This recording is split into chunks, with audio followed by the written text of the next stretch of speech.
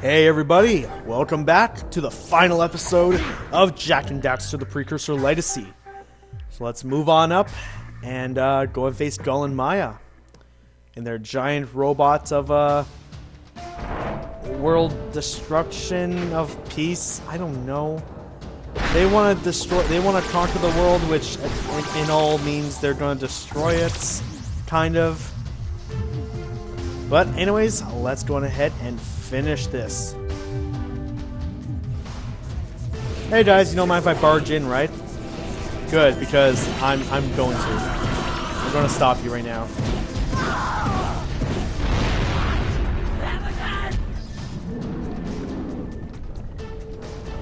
Alright, so when it comes to Gol and Maia here, the only thing I'd say is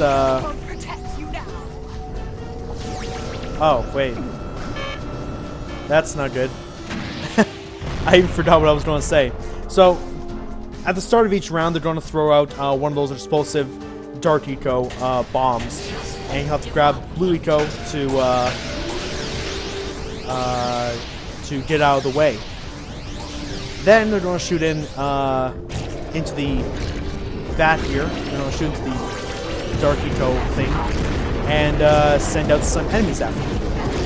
Because of course, the final boss, every final boss has to throw out enemies you face already.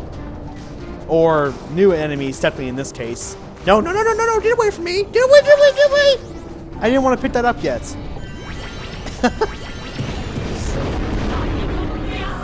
Okay, now let's run away over. And technically you can just go ahead and jump right away. You can technically jump right away, because the second you jump up, the bomb will automatically explode once it touches over here. And to be perfectly honest, all this now becomes is just a big, you know, all this now becomes is a big game of can you survive? Is how long can you survive? Because, yes, then you shoot his gun, you shoot their gun, I should say. Do not fall off the edge, that would be terrible. But yeah, you don't. Yeah, so there's only a few times where you get to actually shoot at Gol and Maia. So as you saw there, first an eye, then the arm, and I forget what the last one is. Oh yeah, it's this guy. Oh no, get away. Come on, shoot. Here we go. Oh really? That wasn't it? That wasn't enough? You want more? You want more?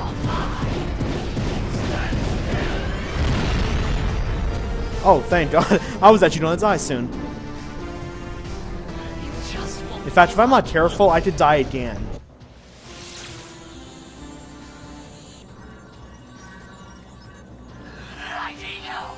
It does exist. They must not be allowed to get it.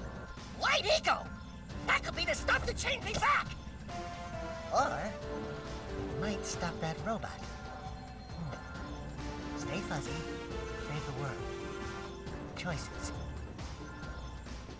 Okay, fine. We'll save the world. But do it quickly before I change my mind!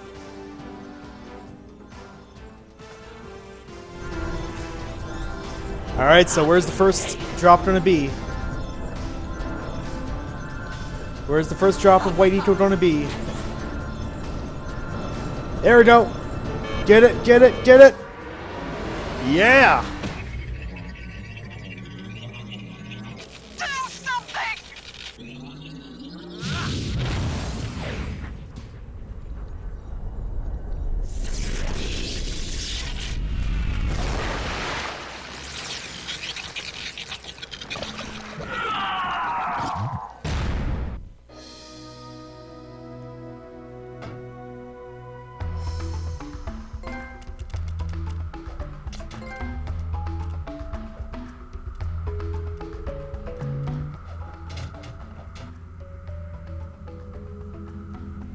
Well, it looks like I may have been too hard on you boys. You do have what it takes to be heroes. But Daxter, now we can't change you back. Don't worry about me, baby. You know what they say. Big things come in small packages. Jack, you have an incredible talent for channeling eco. Samos, you may have been right about this one after all. And Kira, without your help and ingenuity, none of this would have been possible. Perhaps we've found another sage now that Gol and Maia are lost. Yes, Gol and Maia. The Dark Eco probably destroyed them. Probably. Ah, who cares? Bring 'em on! We can take 'em again! Right, Jack? I said, right, Jack? Wow! Put it on ice, big guy!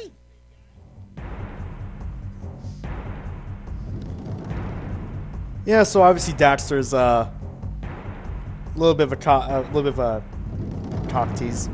No, that's not the right word. What's it again? Oh, I forget right now. That's not really the right thing. God, I'm stupid. That's all this game needs to be talked about is dicks. Anyway, so that was Jak and Daxter: The Precursor Legacy. Once again, one of my favorite games, one of my favorite PS2 games from back in the day, and I'm obviously definitely glad that it came over onto PS3. Which I kind of want to take a little bit of time to basically talk about like the HD transfer of this game over, and I guess more or less the HD transfer of games over in general.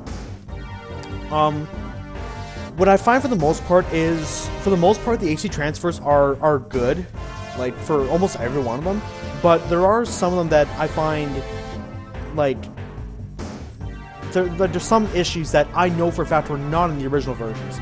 If you remember back a couple like a minute or so ago when the Red Sage was talking, if you looked in the back, you saw the Yellow Sage doing nothing. In fact, the Yellow Sage didn't say a single word throughout the ending. What was his purpose there? I don't know. They just put him in the background, just facing away and doing nothing. Now, again, is that a problem? Is it not? I don't know. And again, like even especially when it comes to like Daxter, since he's the one who talks the mostly throughout the entire game. If you look even if you don't even look that closely, you can see like the obvious like polygons and the kind of the tearing in like the eyes and the mouth and stuff. And I'm gonna go on a limb and kind of say that wasn't technically in the original version. But again, there is a lot of stuff that has to do with bringing PS2 game like re-resing it up into 720p or whatever, up-resing it into HD to bring it over to the next console.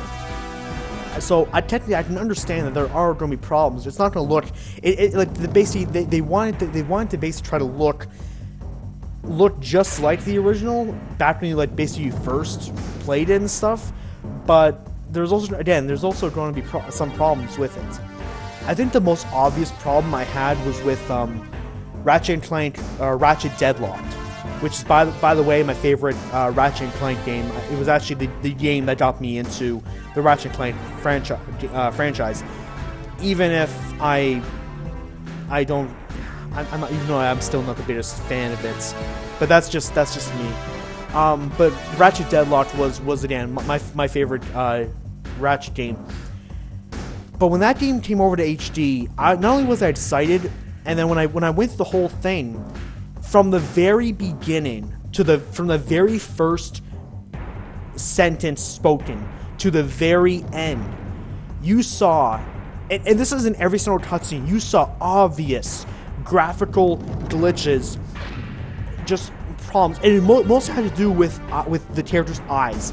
Like the characters' eyes would pop out of their would kind of glitch through their eye socket, their eyes would glitch through their the top of their head and their teeth. No, actually, it was the teeth too. The teeth would glitch through their mouth when in the middle of sentences, and they would pop out of their mouth half the time. And I'm looking at this going, this is how the game is now? Like, this is the best that they could have done? To, like, they didn't think to, they didn't really think to themselves that, oh, hey, we got some problems with this game, and it had just something to do with bringing it back over. Let's see if we can fix it, and then when we do, then we'll release it. Now, I can understand that if they had if they tried their best to not have that happen, but for whatever reason, whether they had to have it out at a certain time, or they had no idea how to fix it and nobody couldn't, so they had to put it out with that kind of obvious problem. If it was that case, then okay, I can understand that. But, you know, that's kind of me. Like, they're for the most part, again, all the HD transfers of games I've seen, not only still, like, they obviously still look sort of PS2-ish. I know that's not even really a word, PS2-ish. Really, anything with ish in it is never really a word. But again, most of them I've seen are actually still fairly good. The only one again that I've seen the most problems, or at least like the most obvious ones, is again Ratchet Deadlocked. But then when I finally played the game, I kind of tended to kind of like not bother about the cutscenes, kind of skip them, because I just did not want to see just their teeth and their eyes popping out of their heads and faces half the time, because that's what happened. Actually, there's nothing too. On the very last frame of an animation, they would stop.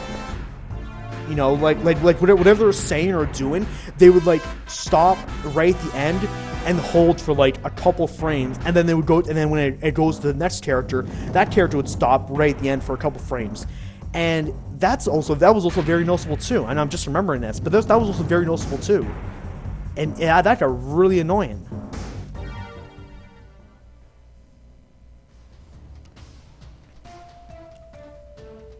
Holy yakko! What could that be? Wow! It's an ancient precursor door. It looks like it will only open if we fill all 100 holes with power cells. We're heroes, remember? We have 100 power cells. Yep, so this is what happens if you did 100% of all the power cells during this cutscene, it will automatically jump to this.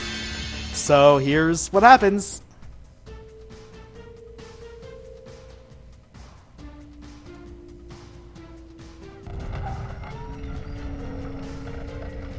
Wow! What is it? It's so beautiful. By the precursors.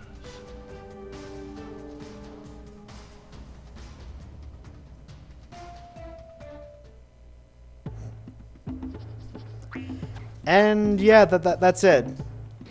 Kind of a sucky ending, is it not? Like that's your 100% ending. Is you open up a door of light that shows nothing. You know, it's fine. It's fine. Overall, it's still a great game. I'm not going to judge it just for its kind of lame ending. All right, yeah. So 100%, and so that's awesome. So yeah. So I think I've spoken enough right now, and yeah. And what's funny too is that the credits were longer than the actual boss fights. I guess technically normally you don't see that, where the credits are longer than the actual final boss fight. I don't know. I've been playing Kingdom Hearts too much. I expect the final boss to take half an hour. Based from now on, I kind of expect every boss to kind of start taking half an hour or longer or more to beat. But anyways, yeah. So thank you everybody for watching this full Let's Play of Jak and Daxter: The Precursor Legacy. I have no idea what's going to come up next. We're both going to find out. You know. So again, thank you all for watching, and for Jak, Daxter, Kira, Samos, the other sages, Gol, and the lovely Maia. Okay, Kira's nice Kira's nice too. But Maya's... Anyway, for all of them, we will see you all next time.